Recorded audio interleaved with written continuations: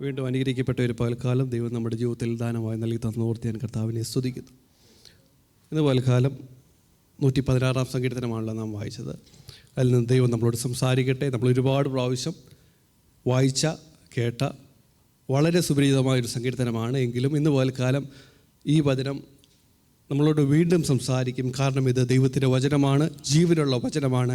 ഇന്നലെ നമ്മളോട് സംസാരിച്ചതുപോലെ തന്നെ ഇന്നും നമ്മളെ വഴി നടത്തുവാൻ, നമ്മളോട് സംസാരിക്കുവാൻ ശക്തമായ വചനം തന്നെയാണ്. ഹല്ലേലൂയ. അതുപോലെ കാലം 116 സങ്കീർത്തനം 19 വാക്യങ്ങളാണല്ലോ നാം വായിച്ചത്. എല്ലാ സങ്കീർത്തനത്തിനും നാം വായിക്കുമ്പോൾ നമുക്കറിയാം ഒരു തീമുണ്ട്, ഒരു ആശയമുണ്ട്.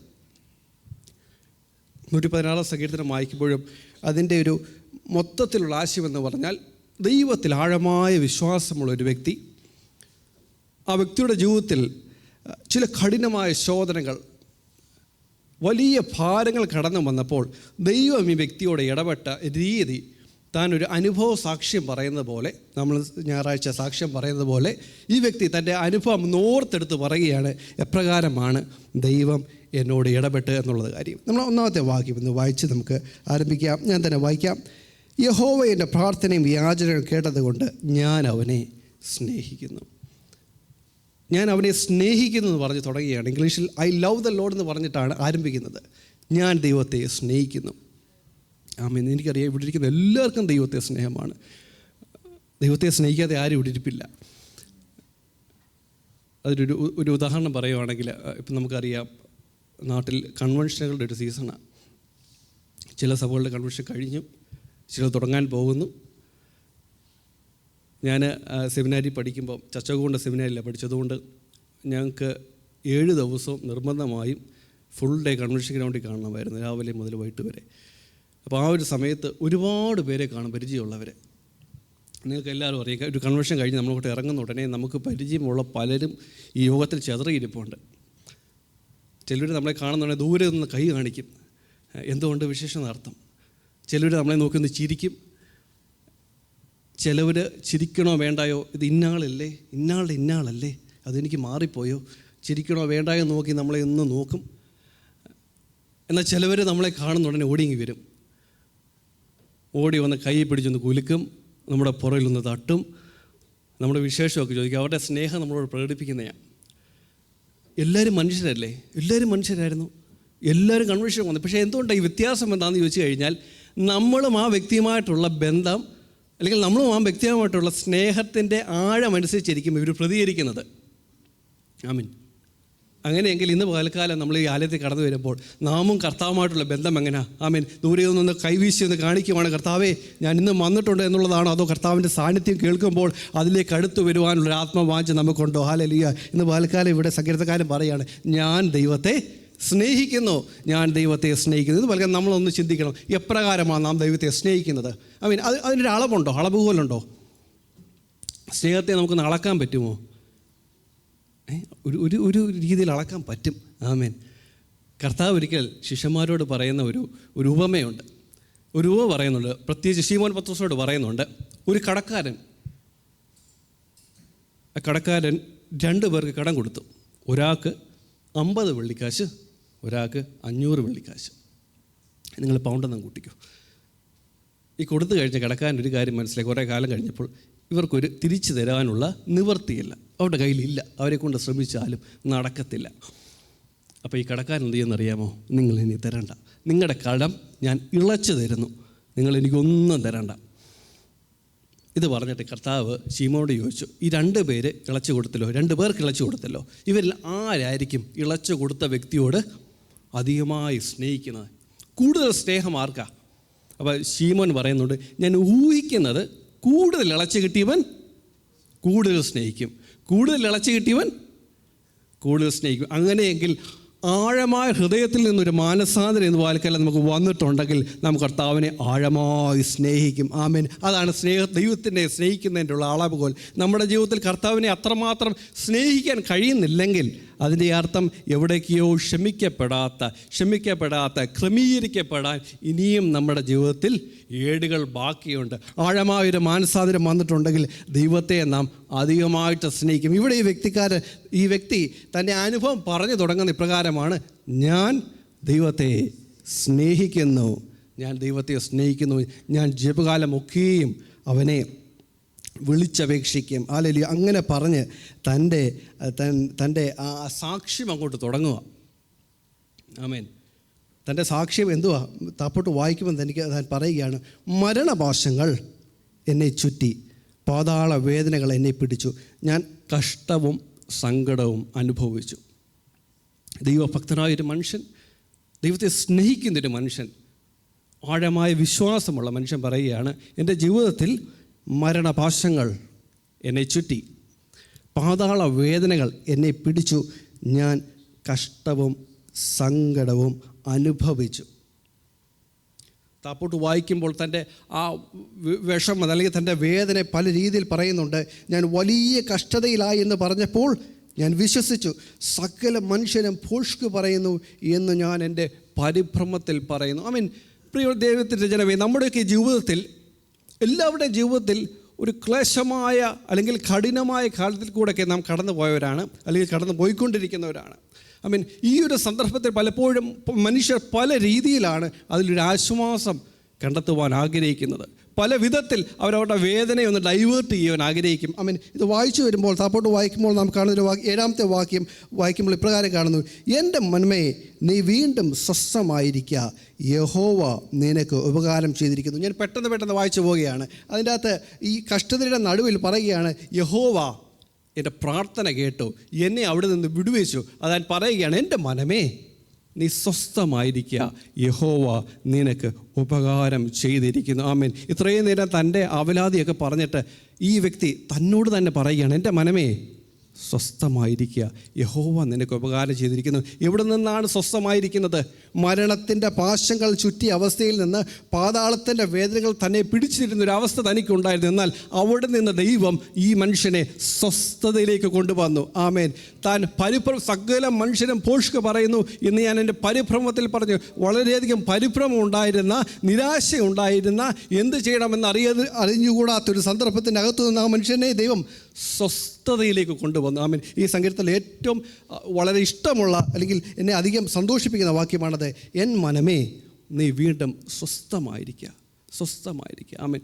നമ്മുടെ ജീവിതത്തിലൊക്കെയും പലവിധമായ പ്രയാസങ്ങൾ, പ്രശ്നങ്ങൾ കടന്നു വരുമ്പോൾ പലപ്പോഴും നാം ചെയ്യേണ്ട കാര്യമേ ഉള്ളൂ, കർത്താവേ നിൻ്റെ സ്വസ്ഥത എനിക്ക് തരണമേ, നിൻ്റെ സ്വസ്ഥത എനിക്ക് തരണമേ. ഒരിക്കലും എൻ്റെ ഒരു സുഹൃത്ത് താനിങ്ങനെ പ്രകാരം പറഞ്ഞു, തൻ്റെ ജീവിതത്തിൽ പലവിധമായ പ്രയാസങ്ങൾ കടന്നു വരുമ്പോൾ, പല പ്രശ്നങ്ങൾ കടന്നു വരുമ്പോൾ താൻ ചെയ്യുന്ന ഒരു ടെക്നിക്ക്, ഒരു കാര്യമുണ്ട്. താൻ വണ്ടിക്കകത്തോട്ട് കയറി താനൊക്കെ ഡ്രൈവ് ചെയ്ത് പോകും. പ്രത്യേകിച്ചൊരു ലക്ഷ്യമൊന്നുമില്ലാതെ താൻ വണ്ടി ഓടിക്കും. ഗ്ലാസ് മുഴുവൻ പൊക്കിയിട്ട് താനങ്ങ് കരയും, ചിലപ്പോൾ നിലവിളിക്കും. കുറേ നേരം ഡ്രൈവ് ചെയ്ത് കഴിയുമ്പോൾ തനിക്കൊരു ആശ്വാസം കിട്ടും. ഇതൊരിക്കൽ പറഞ്ഞ് എൻ്റെ മനസ്സിലുണ്ടായിരുന്നു. കാലം കുറച്ച് കഴിഞ്ഞു പോയി. എൻ്റെ ജീവിതത്തിലും ചില പ്രയാസങ്ങളും പ്രതികൂലങ്ങളൊക്കെ വന്നു. ഞാൻ വീട്ടിലിരിക്കുമ്പോൾ എനിക്ക് വീട്ടിലിരിക്കാൻ ഒരു എന്നാ പറയുന്ന ഒരു സന്തോഷം കിട്ടുന്നില്ല. എന്തോ ചെയ്യണമെന്ന് അറിയത്തില്ല. ചില തീരുമാനങ്ങളൊക്കെ എടുക്കുന്നതിലുള്ള പ്രയാസങ്ങളും കാര്യങ്ങളും ഒരിക്കലും ഞാനും വിചാരിച്ചു. ഞാൻ ഈ കാര്യം എൻ്റെ മനസ്സിൽ വന്നുകൊണ്ട് ഞാനും പെട്ടെന്ന് വണ്ടി എടുത്ത് റോഡോട്ടങ്ങ് ഇറങ്ങി. കൊച്ചിയിലാണ്. കൊച്ചിയിലെ ആ ട്രാഫിക്കിനകത്ത് നിന്നങ്ങ് പെട്ട് വണ്ടി മുന്നോട്ടും പോകുന്നില്ല. എഴഞ്ഞ് അതും മാനുവൽ വണ്ടി, ക്ലച്ച് ചവിട്ടി ഞാൻ ചിന്തിക്കുകയാണ്, എന്തിൻ്റെ അവസ്ഥയാണ് എനിക്ക്, എന്തിൻ്റെ ആവശ്യമായിരുന്നത്? വീട്ടിൻ്റെ അകത്ത് ദൈവത്തിൻ്റെ സന്നിധിയിൽ ഇറക്കി വെക്കേണ്ട ഭാരത്തിൻ്റെ പകരം നമ്മൾ മറ്റു വഴികൾ തേടിയാൽ അതിനൊന്നും ഒരു പരിഹാരം ഉണ്ടാവത്തില്ല. ഇവിടെ ഈ സങ്കീർത്തനക്കാരൻ പറയുകയാണ്, എൻ്റെ മനമേ നീ സ്വസ്ഥമായിരിക്കുക, യഹോവ നിനക്ക് ഉപകാരം ചെയ്തിരിക്കുക. ഇന്ന് പകൽക്കാലം നമ്മുടെ ജീവിതത്തിൻ്റെ ക്ലേശം എത്ര കഠിനമായിക്കൊള്ളട്ടെ, എത്രയധികം ചേറ്റിൽ നമ്മൾ കിടന്നാലും അവിടെ കർത്താവിൻ്റെ വചനം പറയുകയാണ്, ഞാൻ നിനക്ക് സ്വസ്ഥത നൽകി തരും. അതാണ് ഫിലിപ്പിയ ലേഖനത്തിൽ പ്രകാരം പറയുന്നുണ്ടല്ലോ. എന്നാൽ ഫിലിപ്പിയ ലേഖനം ഒന്ന് വായിച്ചാട്ടെ, 4-ാം അധ്യായം അതിൻ്റെ 7-ാമത്തെ വാക്യം. എന്നാൽ സകല ബുദ്ധിയും കവിയുന്ന ദൈവത്തിൻ്റെ സമാധാനം നിങ്ങളുടെ ഹൃദയത്തെയും നിലവുകളെയും ക്രിസ്തുയേശുവിൽ കാക്കും. സകല ബുദ്ധിയും കവിയുന്ന ദൈവത്തിൻ്റെ സമാധാനം. ആമേൻ. ഒരുപക്ഷെ അത് ഒരു വ്യക്തിയോട് നമുക്ക് പറഞ്ഞു കൊടുക്കാൻ പറ്റത്തില്ലായിരിക്കാം, ഒരു വ്യക്തിയെ പറഞ്ഞ് മനസ്സിലാക്കുവാൻ അതിന് പരിമിതി ഉണ്ടായിരിക്കാം. എന്നാൽ സകല ബുദ്ധിയെയും കവിയുന്ന ദൈവത്തിൻ്റെ സമാധാനം, ആമേൻ, നമ്മുടെ ഹൃദയത്തിലുള്ള സകല ചിന്തകളെയും, നമ്മളെ ഭാരപ്പെടുത്തുന്ന സകല നിലവിനെയും അതിൻ്റെ അപ്പുറമായി നമ്മെ ആശ്വസിപ്പിക്കാൻ ശക്തിയുള്ളതാണ്. ആമേൻ. ഇവിടെ വായിക്കുന്നത്, നീ സ്വസ്ഥമായിരിക്കുക, യഹോവ നിനക്ക് ഉപകാരം ചെയ്തിരിക്കുന്നു. ഇന്ന് പലകാലം ജീവിതത്തിൻ്റെ ഏത് പ്രതികൂലമായിക്കൊള്ളട്ടെ, ഏത് പ്രതിസന്ധി ആയിക്കോട്ടെ, ഈ ഒരു ചിന്ത നമ്മുടെ ഹൃദയത്തിലോട്ട് കയറണം. എൻ്റെ മനമേ സ്വസ്ഥമായിരിക്കുക, കർത്താവ് നമുക്ക് വേണ്ടി അത്ഭുതം ചെയ്യും. താപ്പോട്ട് വായിക്കുമ്പോൾ അതിൻ്റെ 9-ാമത്തെ വാക്യം ഇപ്രകാരമാണോ കാണുന്നത്? ആമേൻ. ഞാൻ ജീവനുള്ളവരുടെ ദേശത്ത് യഹോവയുടെ മുൻപാകെ നടക്കും. അതെന്തുകൊണ്ടാണ്? അതിൻ്റെ മേളിൽ വായിക്കുന്നു, നീ എൻ്റെ പ്രാണനെ മരണത്തിൽ നിന്നും എൻ്റെ കണ്ണിനെ കണ്ണുനീരിൽ നിന്നും എൻ്റെ കാലിനെ വീഴ്ചയിൽ നിന്നും രക്ഷിച്ചു. കർത്താവിൻ്റെ തന്നെ വിടുവിച്ച വഴികളൊക്കെ പറഞ്ഞിട്ട് പറയുകയാണ്, തന്നൊരു ഡിസിഷൻ എടുക്കുകയാണ്. ഞാൻ ജീവനുള്ളവരുടെ ദേശത്ത് യഹോവയുടെ മുൻപാകെ നടക്കും. മീൻ പല തീരുമാനങ്ങൾ താൻ ഇതിൻ്റെ മധ്യ എടുക്കുന്നത് കാണാൻ പറ്റും. അടുത്ത താൻ പറയുകയാണ്, യഹോവ എനിക്ക് ചെയ്ത സകല ഉപകാരങ്ങൾക്ക് ഞാൻ എന്ത് പകരം കൊടുക്കും? ഞാൻ രക്ഷയുടെ പാനപാത്രം എടുത്ത് വിളിച്ചപേക്ഷിക്കും. തൻ്റെ ജീവിതത്തിൽ ഈ അനുഭവം വന്നപ്പോൾ, കർത്താവ് തന്നെ വിടുവിച്ച ആ അനുഭവം താൻ കണ്ടു കഴിഞ്ഞപ്പോൾ ചില തീരുമാനങ്ങൾ താൻ എടുക്കുകയാണ്. അത് 1-ാമത്തെ വാക്യം മുതൽ കാണാം. ആദ്യം പറയുന്നത് ഇങ്ങനെയാണ്, ഞാൻ ജീവകാലമൊക്കെയും എവിടെ നാം വിളിച്ചപേക്ഷിക്കും. ജീവകാലമൊക്കെയും. ആമേൻ. ആ പീരീഡ് ഒന്ന് ആലോചിച്ച് നോക്കിയേ. 3 വർഷമല്ല, 5 വർഷമല്ല, ഞാൻ എൻ്റെ ജീവിതം മുഴുവൻ ആമേൻ കർത്താവിൻ്റെ നാമം വിളിച്ചപേക്ഷിക്കും. ആമേൻ. ഞാൻ യഹോവയുടെ ജീവനുള്ള ദേശത്ത് യഹോവയുടെ മുൻപാകെ നടക്കും. ശക്തമായ ഒരു തീരുമാനം. ആമേൻ. ഇന്ന് പകൽക്കാലം കർത്താവിനെ നമ്മുടെ ഹൃദയത്തിന് ആഴമായി സ്നേഹിക്കുന്നുണ്ടെങ്കിൽ ശക്തമായ സ്ഥിരതയുള്ള തീരുമാനം നമുക്ക് എടുക്കുവാൻ കഴിയും. ആമേൻ. നമുക്കറിയാം, ഇപ്പം ഡിസംബർ 31 വരികയാണ്. പലരും തീരുമാനമെടുക്കുന്നൊരു സമയമാണ്. ഇപ്പം പലരും ചിന്തിക്കുന്ന ഈ വർഷം എടുത്ത തീരുമാനം ഏതായിരുന്നു ആലോചിക്കുക, മറന്നുപോയി. എന്തുകൊണ്ടാണ് നമുക്ക് ഈ തീരുമാനം എടുത്തിട്ട് ഈ ഡിസംബർ 31 എടുക്കുന്ന തീരുമാനം മുന്നോട്ട് കൊണ്ടുപോകാൻ കഴിയാത്ത എന്തുകൊണ്ടാണ്? ഹൃദയത്തിൻ്റെ അകത്തു നിന്ന് നമ്മുടെ അനുഭവത്തിൽ നിന്നൊരു തീരുമാനം എടുത്താലേ അത് നിലനിൽക്കത്തുള്ളൂ. ഈ ഡിസംബർ 31 പറയുന്നത് സമയം, സാഹചര്യം നമ്മളെ തെളിയ തീരുമാനം എടുപ്പിക്കുന്നതാണ്. അത് നിലനിൽക്കത്തില്ല. ഹൃദയത്തിൻ്റെ അകത്ത് നിന്ന് അധികം ഇളച്ച കിട്ടിയവൻ, അനുഭവമുള്ളവൻ, അവൻ തീരുമാനമെടുക്കും. അവൻ സ്ഥിരതയോടെ അതിൻ്റെ അകത്ത് ഉറച്ചു നിൽക്കും. ആമീൻ. ആദിമ സഭയുടെ ചരിത്രം പഠിക്കുന്നുണ്ടെങ്കിൽ നമുക്കറിയാം, ക്രിസ്ത്യാനികളെ ഈ ദൈവത്തിൻ്റെ വചനം അല്ലെങ്കിൽ ഈ വിശ്വാസം മുറുകെ പിടിച്ചവരെ അതിക്രൂരമായിട്ടാണ് പീഡിപ്പിച്ചത്. ആമീൻ. ചില പുസ്തകങ്ങളൊക്കെ വായിക്കുമ്പോൾ വളരെ അത്ഭുതപ്പെട്ടിട്ട് എങ്ങനെയാണ് ഈ സമൂഹം നിലനിന്നത്? ഭയപ്പെട്ടു പോകത്തില്ലേ ബാക്കിയുള്ളവരൊക്കെ? AD 155 തോന്നുന്നു, സ്മുർണയുടെ ബിഷപ്പായിരുന്ന പോളികാർപ്പിനെ റോമൻ ഭരണകൂടം പിടിക്കുന്നുണ്ട്. തന്നോട് പറയുന്നുണ്ട്, അന്നത്തെ അവരുടെ ആരാധനാ രീതി എന്ന് പറയുന്നത് എംപയർ വർഷിപ്പാണ്. അന്നത്തെ കൈസറിന് മുമ്പാകെ ധൂപം അർപ്പിച്ചാൽ നിൻ്റെ ജീവനോട് വിടാം എന്ന് പറഞ്ഞാൽ ഈ വിശ്വാസം തള്ളി പറയണം. പോളികാർപ്പിന് 86 വയസ്സുണ്ട്. 86 വയസ്സുള്ള ആ മനുഷ്യനോട് പറയുകയാണ്, ഈ വിശ്വാസം തള്ളി പറഞ്ഞില്ല എങ്കിൽ ജീവനോട് ദഹിപ്പിക്കും, ജീവനോട് കത്തിക്കും, അതാ ശിക്ഷാവിധി. അവരുടെ ഒരു ഉദ്ദേശമെന്ന് പറയുന്നത്, ഈ മനുഷ്യൻ ഇത്രയും പ്രായമായ മനുഷ്യനെ ഒന്ന് പേടിപ്പിച്ച് ഈ വിശ്വാസത്തെ മാറ്റിക്കഴിഞ്ഞാൽ ഈ വിശ്വാസം ഇവിടെ കൊണ്ട് നശിച്ചു പോകും.